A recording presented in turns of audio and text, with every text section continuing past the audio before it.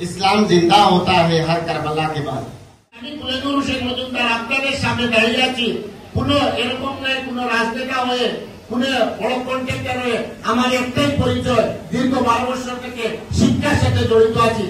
আজ থেকে 12 বছর আগে আমি যদি এখানে এসে আলিগড় থেকে পড়াশোনা করে শুধু যদি আমি আমার চাকরি নিয়ে ব্যস্ত থাকতাম আর অন্য ব্যবসা থেকে ব্যস্ত থাকতাম, কোনো নেতার পিছনে থাকতাম, হয়তো সেই সম্মানটুকু আজকে হাইলাকান্দির কোনায় কোথায় আমাকে দেওয়া হতো না।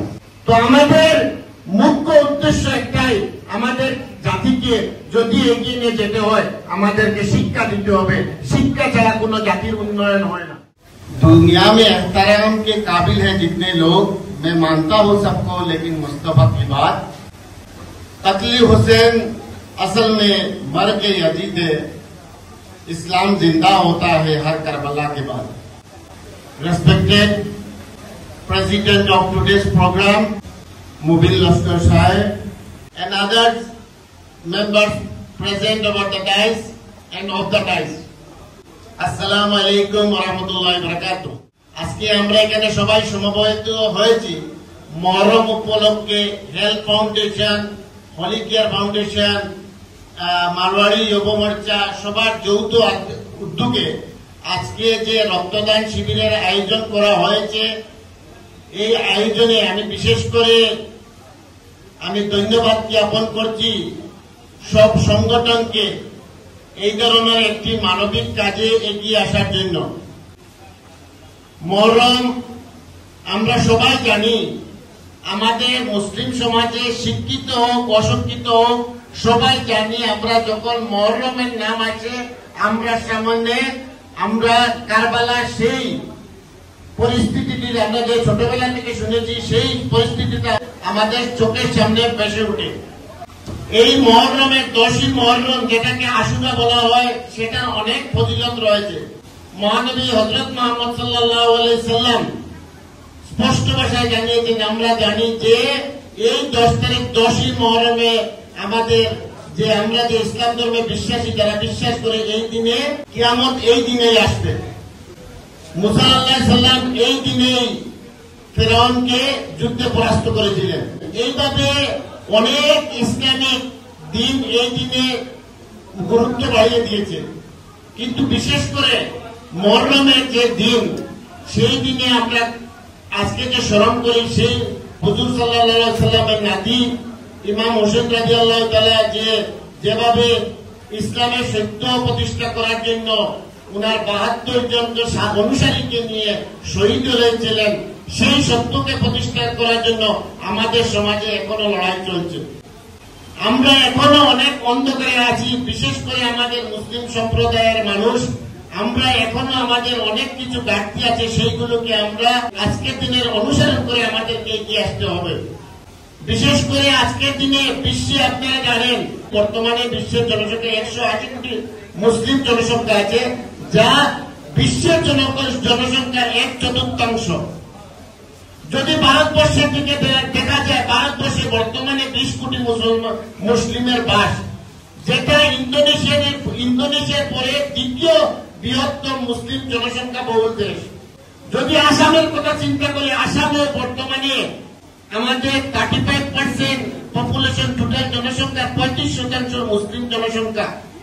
এর মধ্যে শুধু বরাকবলিতে 18 লক্ষ মুসলিম মানুষ আছেন।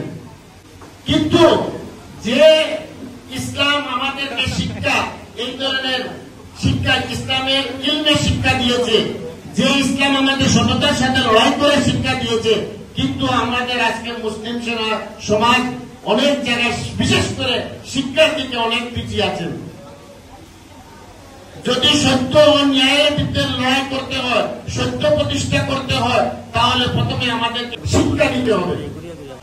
আমাদের সমাজে বর্তমানে যখন কোনো আমরা মহান মহাপুরুষের আমরা যে জীবনে উনাকে স্মরণ করি, বিশেষ করে উনার জীবনে যে কাজের জন্য উনি নিজের জীবন ত্যাগ করে দিয়েছেন, সেই কাজের অনুসরণ করা আমাদের জীবনের মূল লক্ষ্য যাতে হয়। আজকের দিনে আমাদের সবচেয়ে বেশি যেটা দরকার সেটা হলো আমাদের মুসলিম সমাজকে শিক্ষার দিকে এগিয়ে আনতে হবে। আজকে অনেক ফাউন্ডেশন আছে ভারতবর্ষে, বিভিন্ন ধরনের সামাজিক কাজ করছে, কিন্তু আমি একটা কথা বলবো, আমাদেরকে সবকিছু কাজের মধ্যে 20% কাজ যাতে হয়, আমরা যাতে মানুষকে শিক্ষার দিকে অগ্রসর করে নিতে পারি। আজকে আমাদের সমাজে বিভিন্ন ধরনের কম্পিটিশন চলছে, কে কার থেকে কত বড় প্রোগ্রাম করাবে, কে কার থেকে কত বড় খেলা করাবে, কোন মসজিদের পুনর্নির্মাণ হবে, বিভিন্ন বদলমানের বন্টন চলছে। কিন্তু এটা সবকিছু ভালো কাজ, কিন্তু এর মধ্যে আমাদেরকে সবচেয়ে বেশি গুরুত্ব দিতে হবে, আমাদের শিক্ষার প্রচার ও প্রসারে আমরা এগিয়ে আসতে হবে। আমি নিজে আলিগড় মুসলিম বিশ্ববিদ্যালয় ছাত্র, এখানে সলমান ভাই বসে আছেন। স্যার সৈয়দ আহমদ খান যখন 1875 মোহামেডান ইন্দ্র ওরিয়েন্টাল কলেজ স্থাপন করেছিলেন, যে ওনার মুখ্য উদ্দেশ্য ছিল মুসলিম সমাজকে শিক্ষার দিকে এগিয়ে আনা। শুধু আখেরাতের শিক্ষা নয়, দুনিয়াবী শিক্ষা, জেনারেল শিক্ষা যাকে বলি, বা সায়েন্স ও প্রযুক্তি, বিজ্ঞান ও প্রযুক্তি শিক্ষার দিকে এগিয়ে আনার জন্য।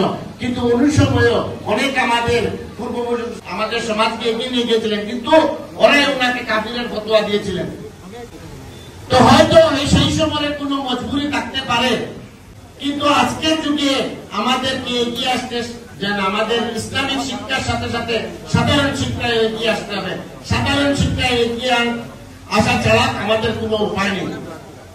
আপনারা আশ্চর্য হবেন, মোহামেডান যেটা 1920 সালে পরবর্তীতে আলিগড় মুসলিম বিশ্ববিদ্যালয় হিসেবে পরিচিতি লাভ করেছিল, সেই মোহামেডান এংলো ওরিয়েন্টাল কলেজের প্রথম যে গ্রাজুয়েট ছিলেন, তিনি একজন নন মুসলিম মানুষ, হিন্দু মানুষ। যে আমাদের সমাজে সুন্দর বার্তা পৌঁছে দিতে একমাত্র উপায় হলো আমাদের কাজের মাধ্যমে। আজকে আপনাদের সামনে আমি কুলেনুর হোসেন মজুমদার আপনাদের সামনে দাঁড়িয়ে আছি, কোন এরকম নয় কোন রাজনেতা হয়ে, কোন বড় কন্ট্রাক্টর হয়ে, আমার একটাই পরিচয়, দীর্ঘ 12 বছর থেকে শিক্ষার সাথে জড়িত আছি। তাই আল্লাহর রহমতে আপনাদের সামনে ওরা আজকে আমাকে ইনভাইট করেছেন, এটা শুধু আল্লাহর রহমত, ওরা আমাকে এই সম্মান দিয়েছেন। আজ থেকে 12 বছর আগে আমি যদি এখানে এসে আলিগড় থেকে পড়াশোনা শেষ করে আসার পর শুধু যদি আমি আমার চাকরি নিয়ে ব্যস্ত থাকতাম আর অন্য ব্যবসা থেকে ব্যস্ত থাকতাম, কোন নেতার পিছনে থাকতাম, হয়তো সেই সম্মানটুকু আজকে হাইলাকান্দির কোনায় কোথায় আমাকে দেওয়া হতো না। একটা কারণ হলো 12 বছর আগে যখন এসেছিলাম, হাইলাকান্দির কোনায় কোনায় মানুষের ঘরে ঘরে বই নিয়ে গিয়েছিলাম। তো আমাদের মুখ্য উদ্দেশ্য একটাই, আমাদের জাতিকে যদি এগিয়ে নিয়ে যেতে হয়, আমাদেরকে শিক্ষা দিতে হবে। শিক্ষা ছাড়া কোনো জাতির উন্নয়ন হয় না। তো বিশেষ করে আজকের এই মহৎ দিনে আমরা যে ত্যাগ, যে সত্য প্রকাশের সত্যতা প্রকাশ করার জন্য মহানবী সাল্লাল্লাহু আলাইহি সাল্লামের নাতি হোসেন রাদিয়াল্লাহু তাআলা ওনার সাথীদেরকে নিয়ে ইসলামের সত্যতা প্রকাশ করার জন্য শহীদ হয়েছিলেন, ওনাকে আমরা স্মরণ করছি।